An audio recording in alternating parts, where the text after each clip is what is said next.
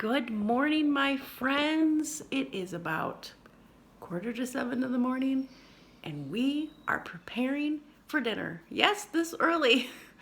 We are making a smoked pork shoulder butt. I've noticed that they've put smoked shoulder on their packages now, not just Boston butt anymore. So let me show you what I have done to prepare to put the meat in the smoker.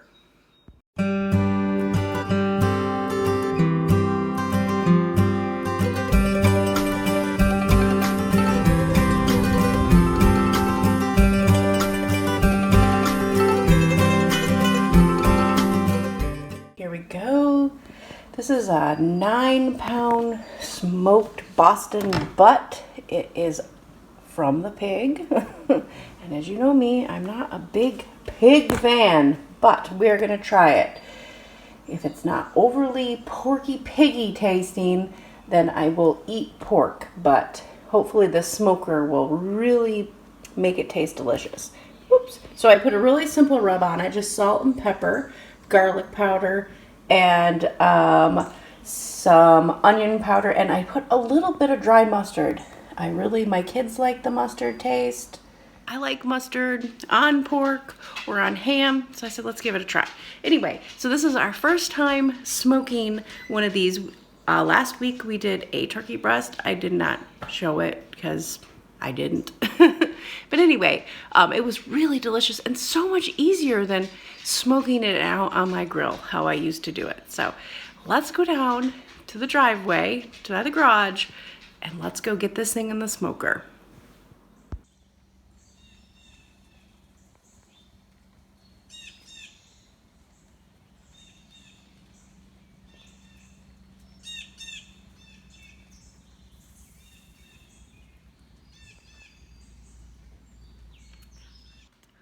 Okay, so it's been several hours since I put that pork butt in the smoker, and it's supposed to take up to about 10 hours. Now this is my first one, so I don't know. Could be a surprise for both of us. But the reason why I decided to make a pork butt and to smoke it, because I've never talked about my dad before on the channel. My dad and I used to go to this restaurant a long time ago in our little town that we used to live in, and we would go there, and it was called US 31 Barbecue. Now originally I am from Michigan, and it's up there on old US 31 that runs through the state, and that's why they call it that. But what is really unique and special about this barbecue is that no, they do not, it is not what you think. It's not a typical barbecue sandwich that has barbecue sauce on it. This is a kind of sandwich that uses this really special relish, and I have never had it anywhere else. And this restaurant is still in business today. And I went there, it's been a while since I went there, but last time I went there, we went and ate it.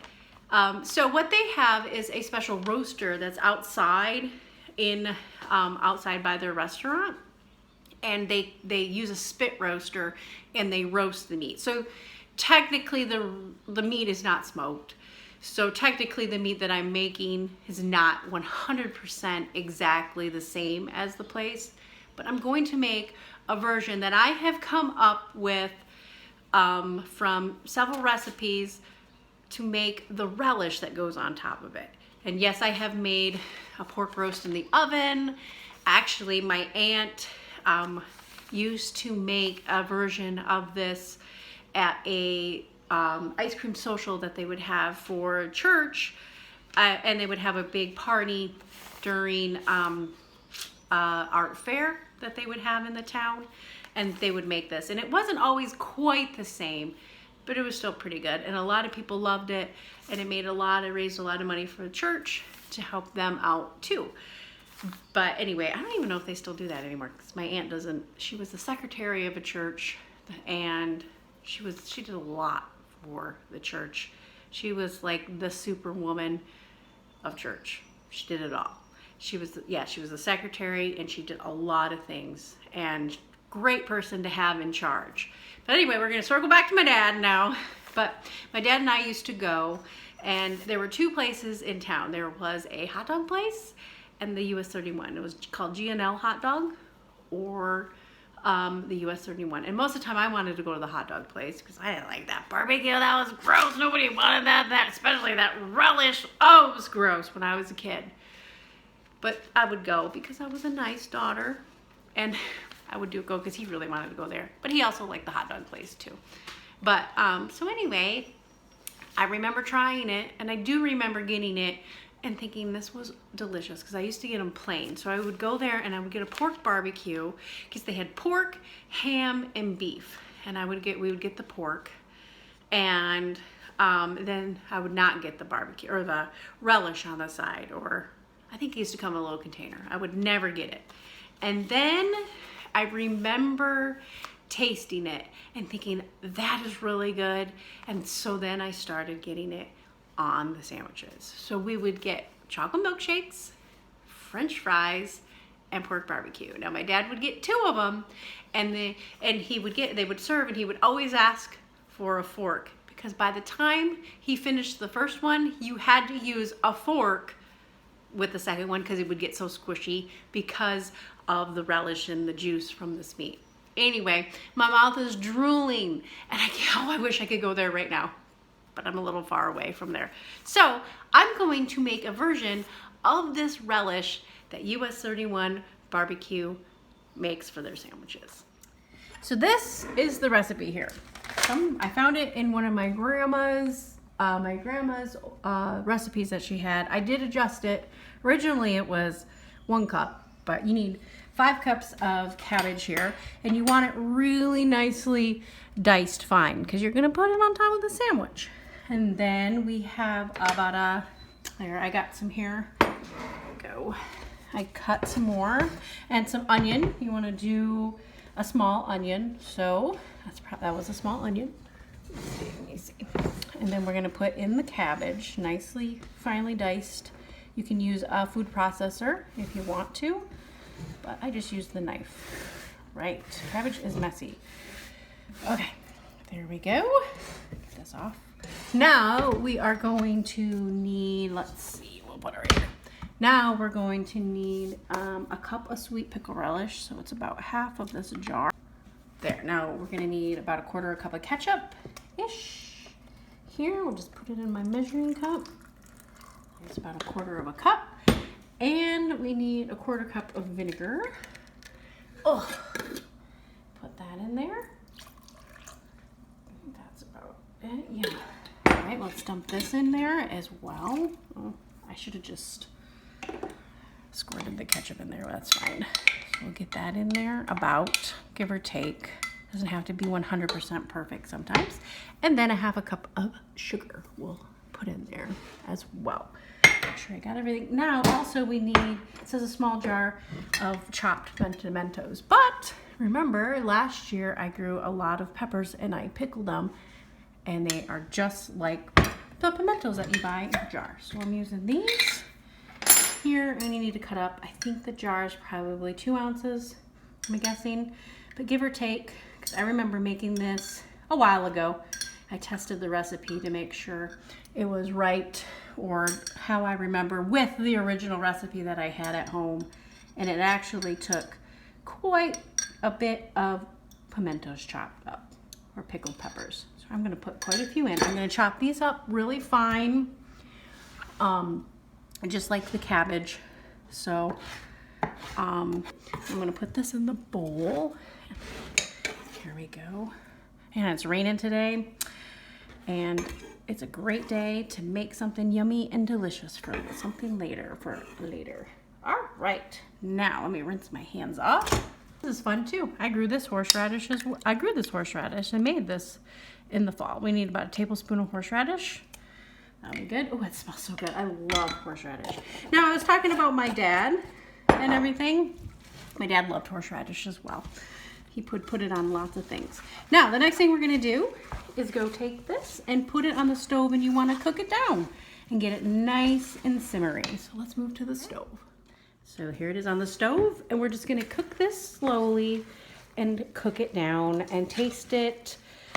It's hard if you've never had it before, so it's hard to know exactly what it tastes like. But this is looking pretty good, I think. It may even need a little more pickle relish.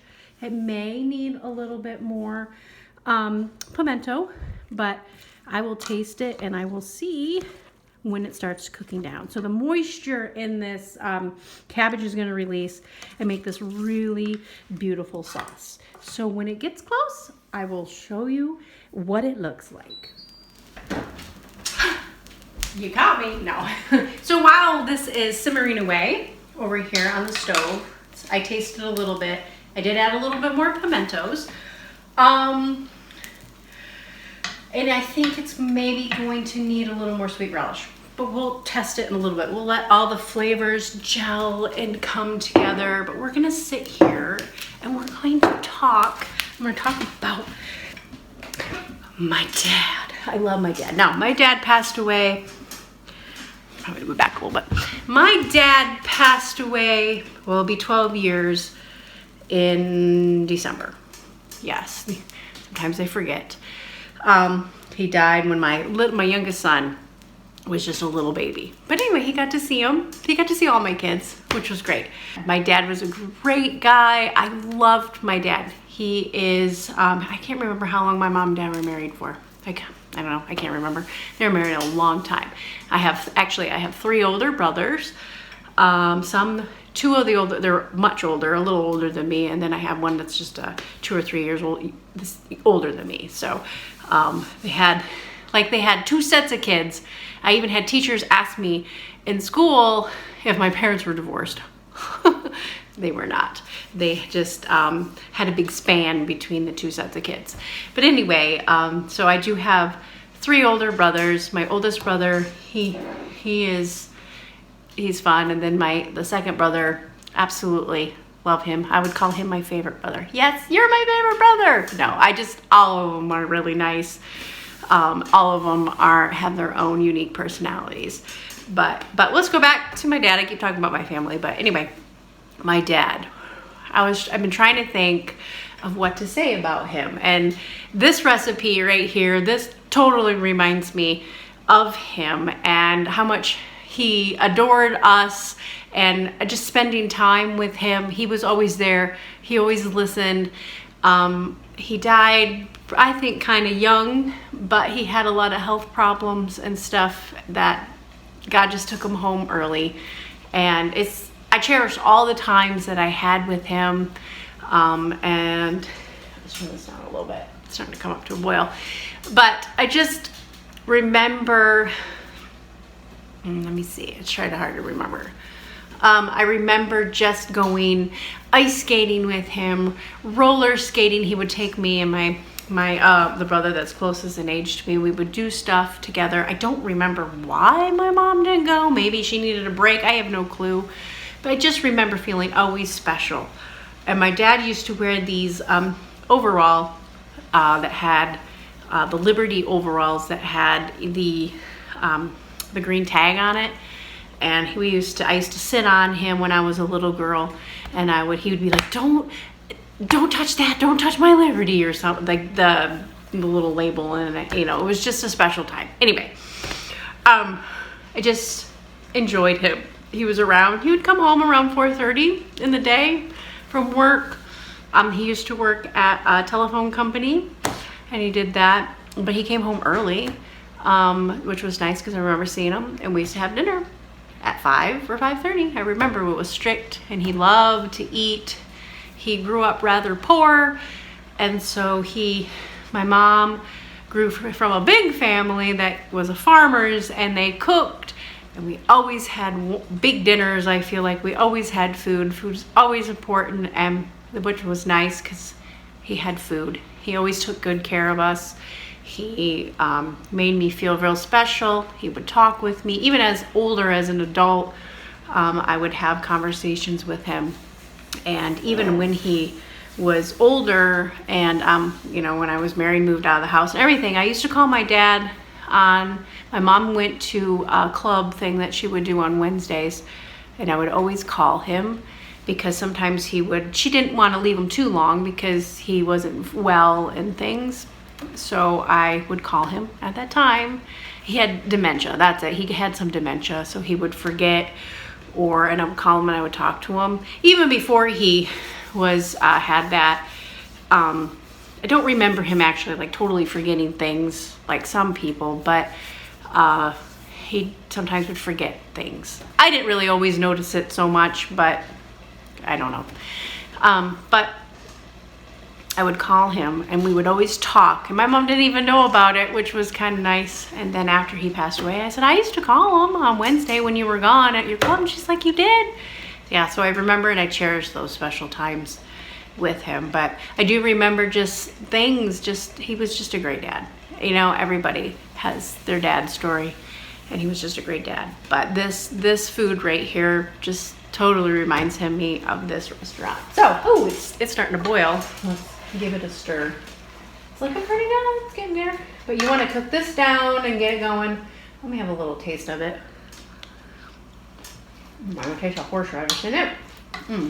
It's good. It's good, good, good. I'm thinking it's gonna need a little more pickle relish. Oh, we'll adjust that.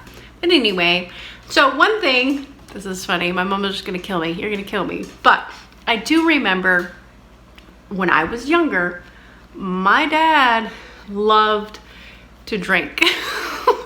And I remember this specific drink that he would have. I mean, he wasn't, you know, he liked this one drink.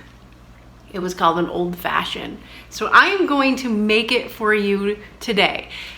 And I have, this is crazy. I used to make this occasionally for my dad. I remember one particular time, I'm like, I can make your drink for you. This is terrible. But anyway, I made it one time and I didn't add the water to it. And he really liked it, I remember. But anyway, I'm gonna go run downstairs. I'm gonna go get some ice cubes and I will show you how to make one of my dad's favorite drinks that I remember from when I was a kid. Okay, I went and got some ice in a cup. This thing is really bubbling now. That'll be good. Just wanna kind of let it simmer for a while. Okay, I think I've said that like 5 times. So that's going in here. All right, so here we go. Thing you need. Oh, one thing I did forget to mention. My dad did like to have some alcohol once in a while, but he had this co-worker that was an Amish, that was an ex-Amish, left the Amish community. And he used to still make his little moonshine whiskey or whatever. He used to make it and he'd bring it to my dad. And this reminds me of it. Like, it's just vinegar. But he used to bring it to him in a mason jar. My dad liked that too. But anyway, so what we're gonna need is some whiskey. We're gonna put that in there. A little bit, yay so, whatever. This is all I remember, no measurement here. And we're going to add, I should have this open, let me open these. Okay. We used to go to a restaurant too and he would order these as well. All right, so you have your whiskey in here on some ice. You're gonna wanna, well, let me put the water in first. You wanna put a splash of water in here. Now, originally I didn't do that. That might have been too much for him, but whatever.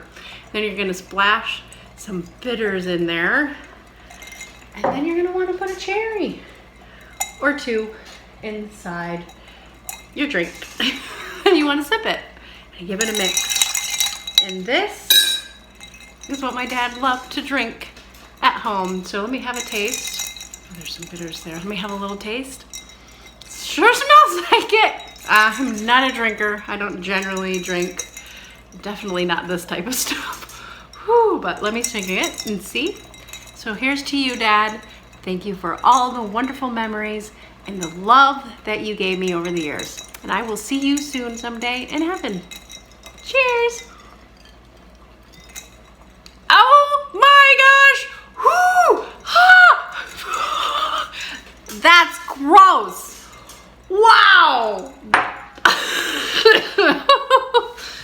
I don't know whoever drinks that, but anyway, it reminds me of my dad. So let's get on with the barbecue. But there was one thing I did forget. he would give me the cherry out of the drink.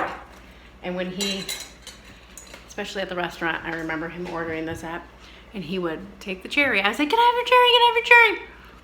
He would suck it. Oh, thank goodness he would like suck it out and let me have the cherry. Whew. I remember that taste now. I remember that taste. Oh my gosh. So this is what it looks like, and all I'm gonna do, I've tasted it. I did add a little bit of salt to it, a little more ketchup, and a little bit more pickle relish, and just a little bit more horseradish. But it is really good, and it's ready. It's simmered. You want to cook it till it's not crunchy, but a little bit, just a little bit crunchy still. And then I'll just sit here until the pork is ready. All I'm gonna do is, so it's been 10 hours. I have not opened this up, and this is the very first time that we have smoked a pork butt. So let's check it out and see what it looks like after 10 hours of being in this. All right, here we go. Oh my goodness. Look at that. I betcha that is done. Let me just give a little temperature here. I'm gonna, there's a bone or something right in there. Here we go. I am sure that is ready. Oh yeah. Oh yeah, that is totally ready. Pretty close. Okay, so that is really ready. I am going to pull this out here, and then we're going to let it sit. Let's see if I can get it. Okay, come around. Let's get this thing out. It's stuck over here. So this is gonna be heavy. Oh, that looks so delicious.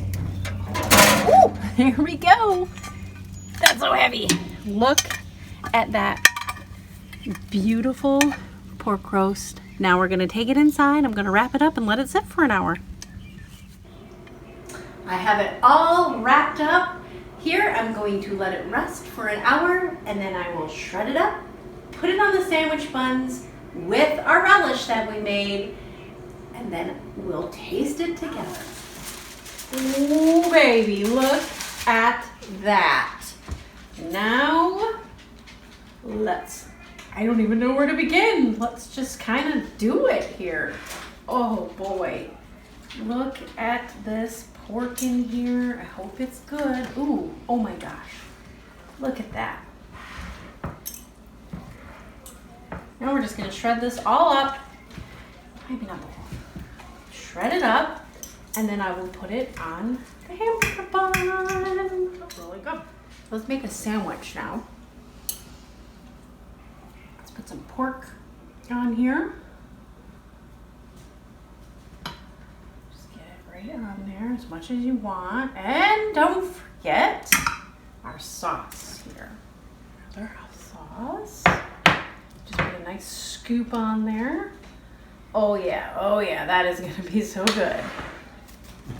All right, so here is our sandwich already made. On my plate I have some baked beans, a really simple kale salad, and some deviled eggs. So let's give this a try and see if it's really close to the US 31 barbecue. That was good. Actually, to be honest with you, that tastes so close and similar to it. I'm so glad we made this.